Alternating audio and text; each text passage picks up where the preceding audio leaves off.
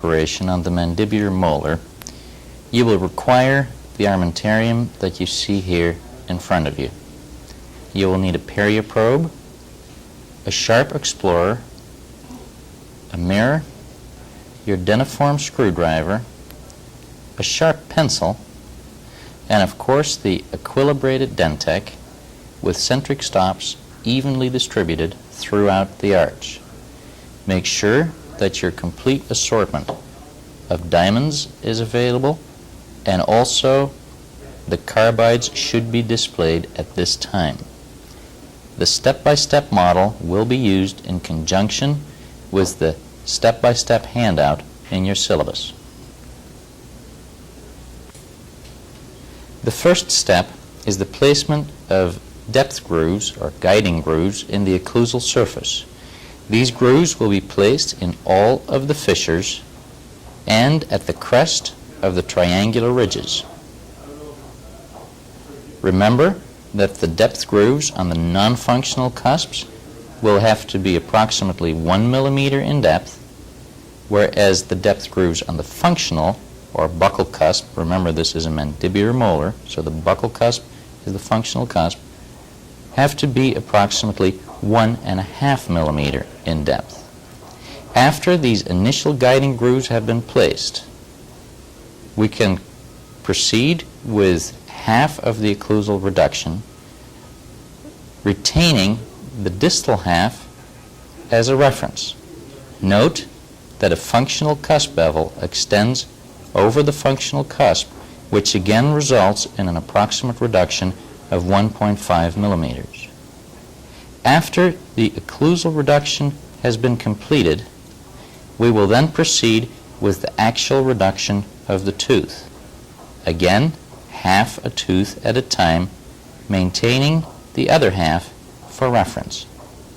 Once satisfied with this half of the actual reduction, the tooth preparation is then completed and finished, which includes smoothing of all surfaces, delineation of the chamfer margin, and rounding of all pertinent line angles. Initially, it may be easier to place some depth holes in the occlusal surface. Typically, these are placed in the central pit and are roughly 1 millimeter deep. Then one is placed in the mesial fossa and the distal fossa.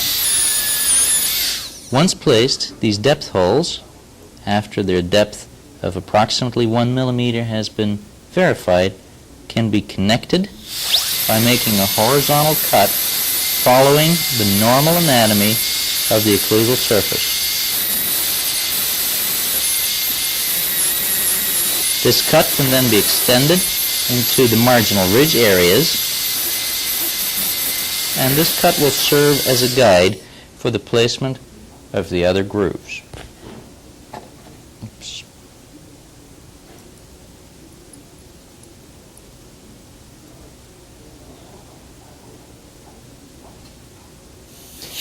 The lingual depth grooves are placed next. At this time, it can be very helpful to be thoroughly familiar with the actual measurements of the rotary instrument. After the grooves have been placed in the respective fissures, place one depth cut at the crest of each of the two lingual triangular ridges.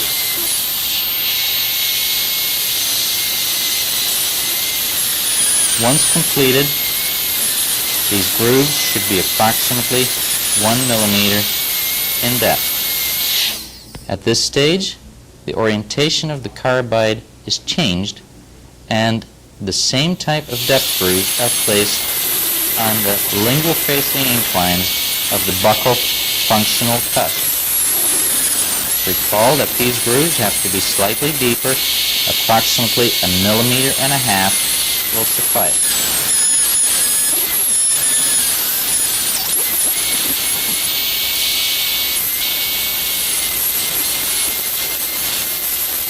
When working in close proximity to adjacent teeth, you should exercise some caution so as not to damage them iatrogenically.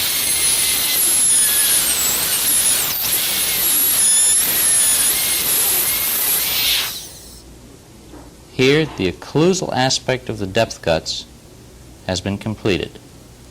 Now, the buccal depth cuts will be extended over the crest of the buccal cusp and will serve to place the so-called functional cusp bevel. These depth cuts will be approximately 1.5 millimeters near the crest of the cuspal ridge, but will fade into the existing buccal surface. Note that a portion of the carbide remains visible beyond the surface which is being cut.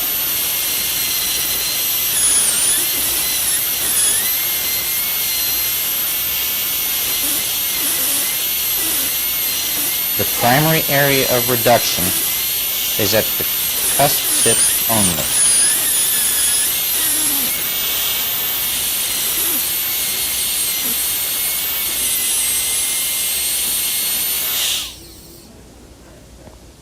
This then completes the placement of the depth cuts for occlusal reduction. You can use your perioprobe to verify the depth of these grooves, approximately 1 millimeter in all of the lingual grooves and approximately 1.5 millimeters on the buccal aspect. Note once again that as the perioprobe is placed in the buccal-facing grooves, these grooves fade out towards the cervical.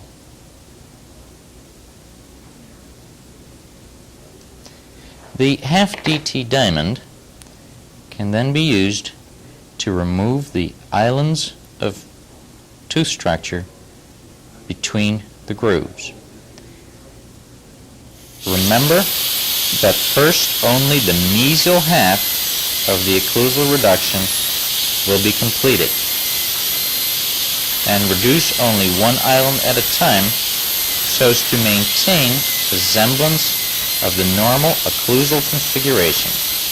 The depth grooves, of course, serve to standardize the amount of tooth reduction.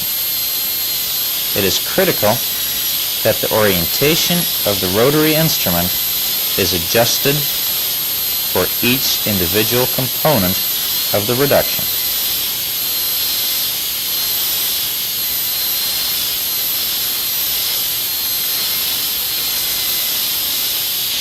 In the area of the marginal ridge, it may be somewhat tricky, and it may be desirable to leave a very small amount of tooth structure immediately in the area of the contact point. The completed reduction, however, should allow for at least 1 millimeter clearance by comparison to the adjacent marginal ridge. The buccal cusp is reduced in a similar manner.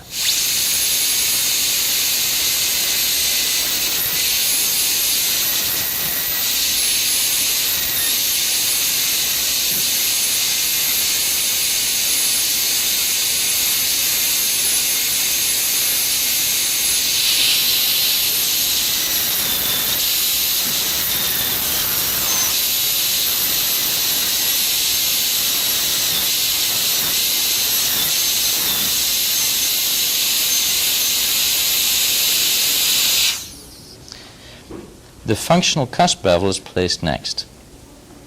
Again, note the orientation of the diamond relative to the remaining intact tooth structure.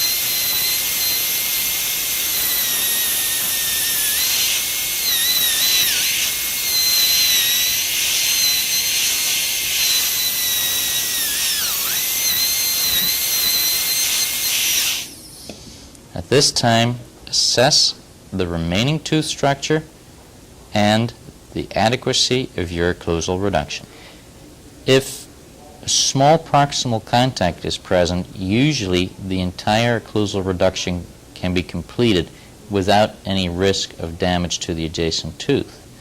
If, however, a broad contact is present, as is the case here, it may be desirable to maintain this tiny lip of tooth structure.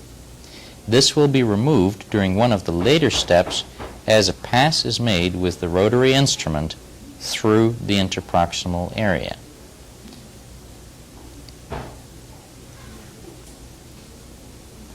Note that in the area of the centric stop, approximately 1.5 millimeters of clearance or occlusal reduction has been obtained. On the lingual aspect, note that the reduction is approximately 1 millimeter.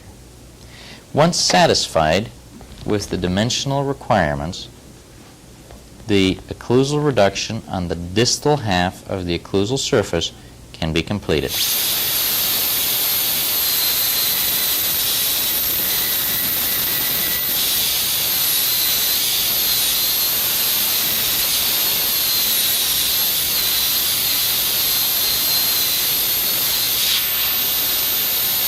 Again, adjust the orientation of the rotary instrument for each step of this procedure.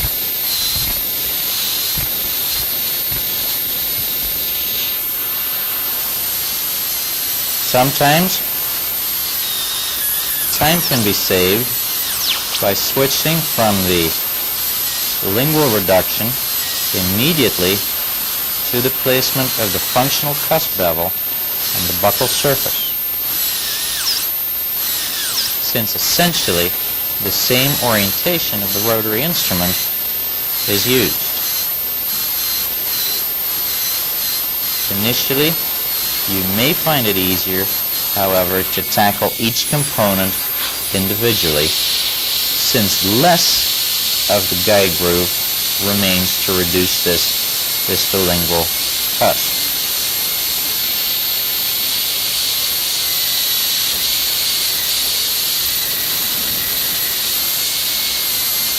Excuse me, distal buccal cusp, of course.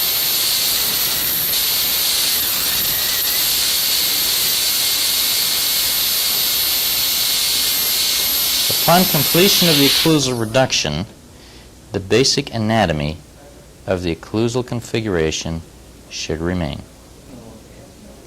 A strip of boxing wax can be used to verify the actual occlusal clearance. Removal of the strip will show indentations on the opposing occlusal surface, as well as indentations made by the actual occlusal reduction.